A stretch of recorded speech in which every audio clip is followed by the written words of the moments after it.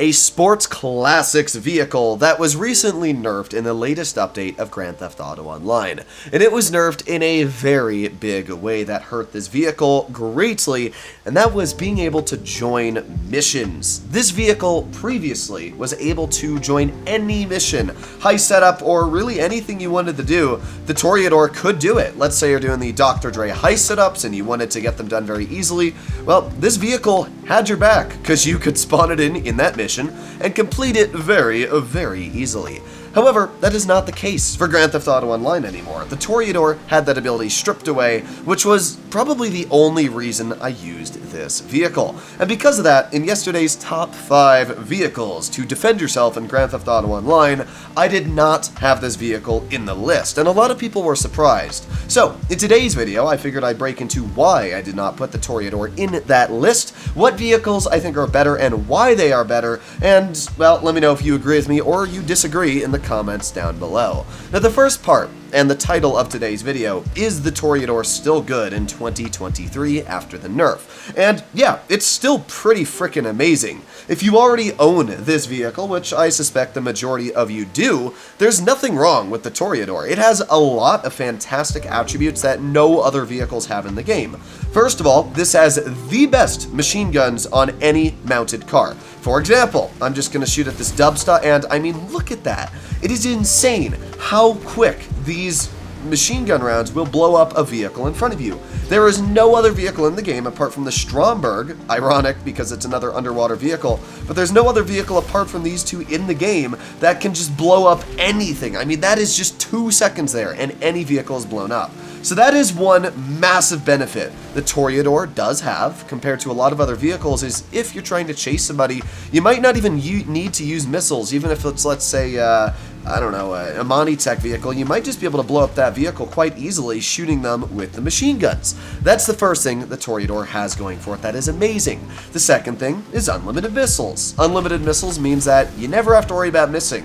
Vehicles like the Deluxo, the Vigilante, the Stromberg, any of those vehicles will not have this capability. And that means if you're doing a mission like a gang attack or one of those agency missions where you've got to defend, this is by far one of the better vehicles because obviously you can just spam missiles over and over and over. The Toreador also has a super speed boost, allowing it to go upwards of 135 miles per hour, which is quite nice. The Toreador also is a 4-seater. It might not look it, but you can see there are 4 doors on this vehicle. You got 2 latches on each side. So because of that, it's also great for transportation and having people go where you need them to. Sorry, I had a bit of a stroke there trying to word my words. But finally, we have this vehicle's missile capabilities. The Toreador can survive 5 homing missiles, the 6th one blowing it up. So the Toreador's got the whole shebang. It's got the ability to go underwater. It's got the ability to use a rocket boost,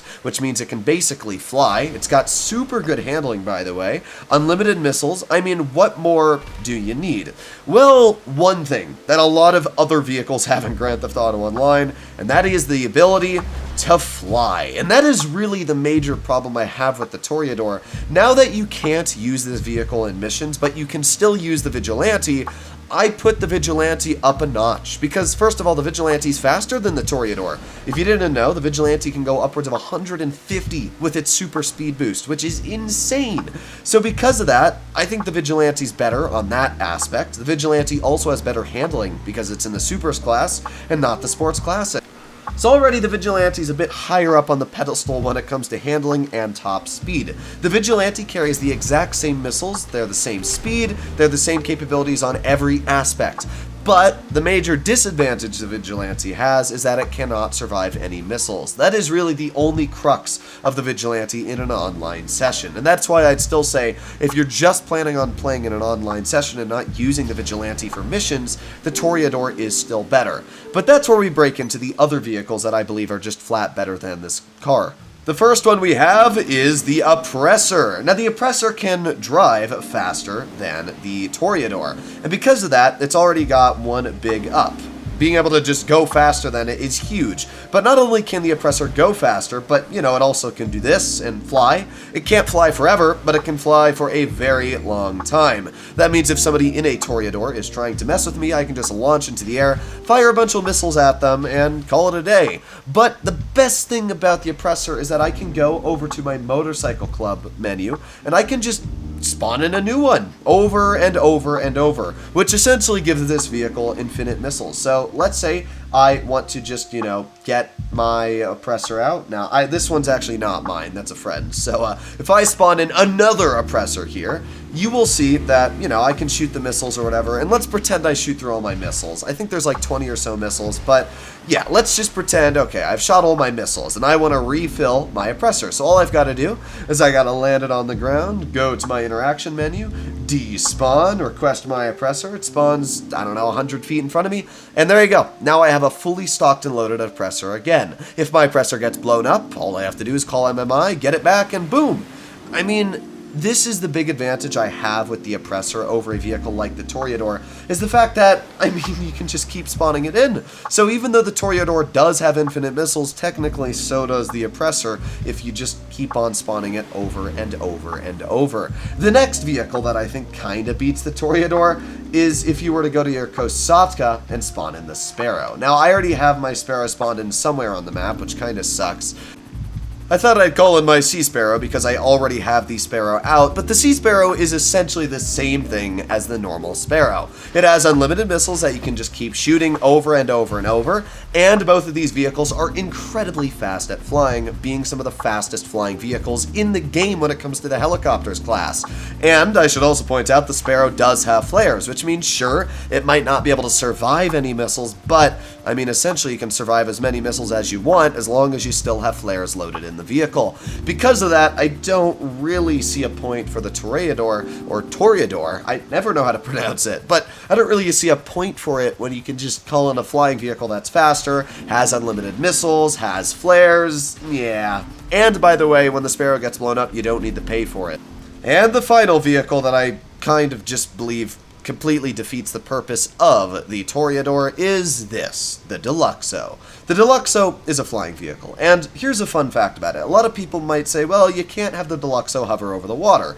And actually that's wrong, you can. If you just jump out of the Deluxo while it's slightly moving, it will hover over the water. Now to be fair, I kind of launched it a little too fast, but you will still notice that the Deluxo will keep on hovering. You'll see it is over the water right now, it just kind of shot over the dock. That's something that's really nice about the Deluxo, is it will continuously hover over the water, whether or not you're in the vehicle, as long as you don't have it at a standstill. So if I go a little bit slower here and it's kind of moving, there you go. You can see it will continuously hover over the water, and it'll just kind of stop after a bit of time. Sure, it'll drift away, maybe about 100 feet or so, but it's still very nice. So for example, doing the mission for special cargo where you have to go underwater and open the sealed cargo containers, well, you can just go right under the Deluxo and boom, your character will instantly teleport into it when it is hovering over the water, which is insanely convenient, and it makes using the Deluxo insanely good.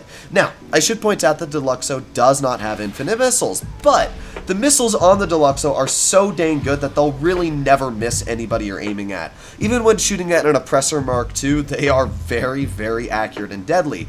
Plus, the Deluxo can turn on a dime, which means anybody trying to circle you or, you know, in a jet, you can just keep turning, completely outmaneuvering that jet, which is really good.